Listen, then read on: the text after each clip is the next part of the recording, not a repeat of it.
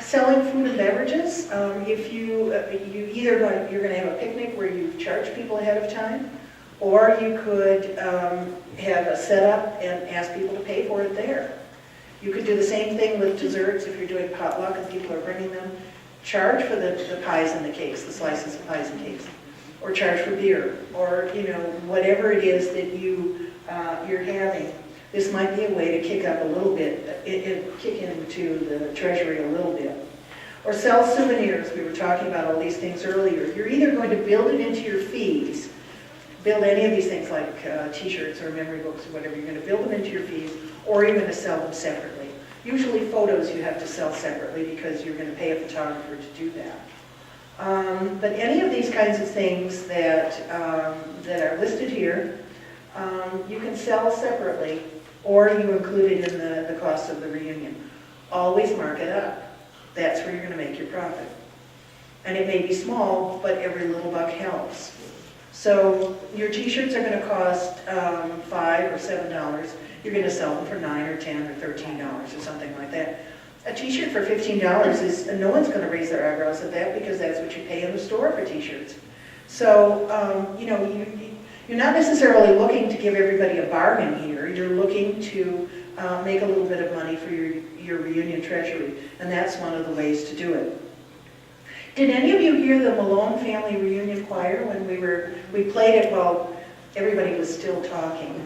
Maybe on the way out we'll play it again. But they sell it, but they don't just sell it within their family, obviously. They sell it to other families as well. Okay, now, here are important things for you to remember. I do interviews a lot. Kimberly was talking about some of the TV shows I've done, and always they say, give us your top whatever tips. Top 3, top 5, whatever. I don't like it when they say 10, that's too hard. But these really are, if you were interviewing me, I would say exactly the same thing that I'm going to say to you now. First of all, don't do it alone. The world has plenty of martyrs already, and we don't need many more. Get people to help you. There are lots of things people can help you do. I know there are some reunions where one person does everything, and that's okay too if that one person really is up for it and really enjoys it. But a family reunion is not only for the family, but should be by the family as well. So don't do it alone, whether you do a committee or whether you do just individuals, whether as the chairman or leader or whatever you call yourself. And you appoint other people to do it, just don't do it alone.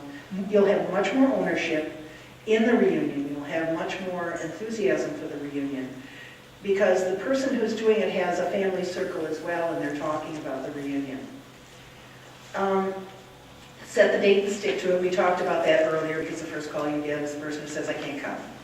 So you're going to have to be in your own mind and heart when you send that out, when you announce the date. You're going to have to say to yourself, this is going to be the date, no changes. Location, location, location. That's true in everything. Lake County, Lake County, Lake County. That's where you want to have your reunion, right? Hey! Okay, plan something for everyone, and by this I don't mean, list all your family and make sure that Johnny gets to do what he wants and Mary gets to do what she wants and so forth. Plan something for groups, plan things for the kids, plan things for the teenagers.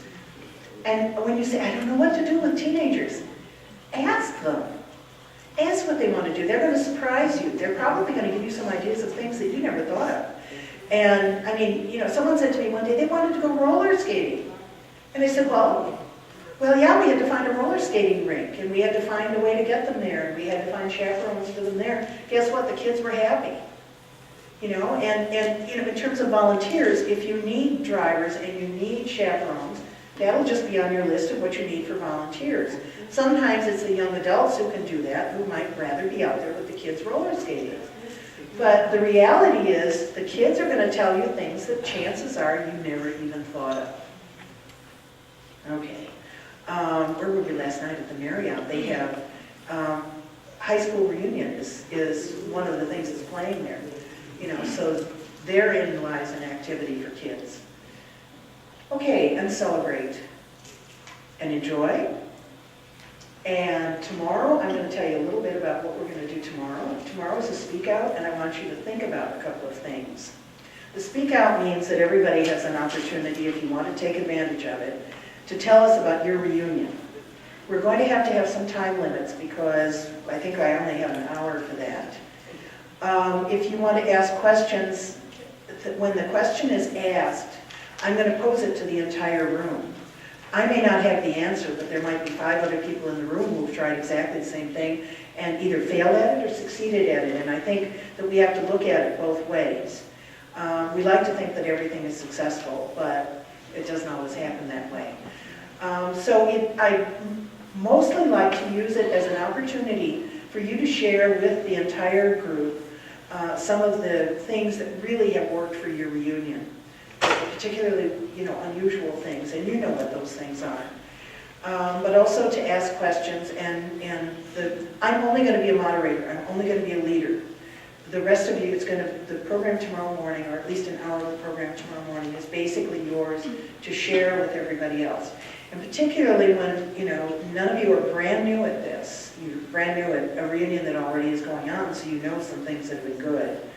So everybody be prepared tomorrow to do some sharing, okay?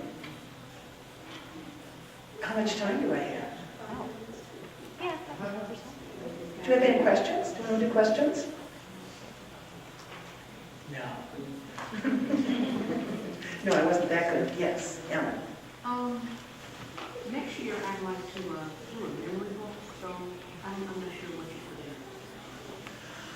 you Well, that could be a bunch of things. The memory book could be people in the family remembering ancestors or, family members who